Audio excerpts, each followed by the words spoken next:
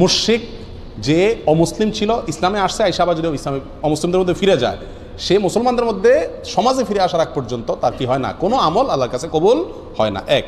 2 নম্বর হলো পবিত্রতা অর্জন করে না যে ব্যক্তি সঠিক উপায়ে, সেই ব্যক্তির সালাত কবুল হয় না। নাম্বার 3, যেই ব্যক্তি আত্মসাৎ করে অন্যায়ভাবে হারামভাবে টাকা কামাই করে দান করছে, তারও দান কবুল হবে না। নাম্বার 4, যে প্রাপ্তবয়স্কা মহিলা তিনি ভালো করে ওড়না মাথায় দিয়ে ছতর ঢেকে সালাত আদায় করেননি, তারও কি হবে না, সালাত কবুল হবে না।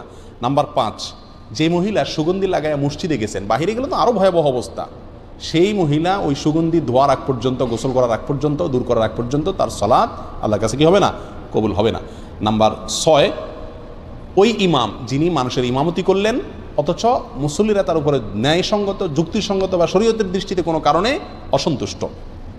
নাম্বার 7, ওই মহিলা, ওই স্ত্রী যিনি সারাটা রাত কাটালেন অথচ স্বামী তার উপরে অসন্তুষ্ট, তিনি সন্তুষ্ট করার চেষ্টা করলেন না, অবশ্যই সেটা ন্যায়সঙ্গত উপায়ে এবং গোয়ার্তুমি করে নয়।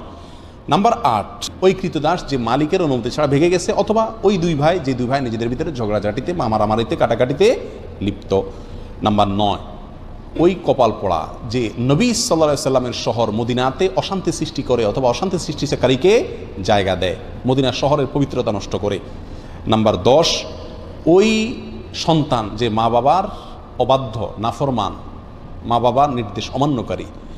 11 নম্বর, ওই ব্যক্তি যে দান করে খোটা দেয়। 12 নম্বর, যে ব্যক্তি ভাগ্যকে বা তাকদীরকে অস্বীকার করে।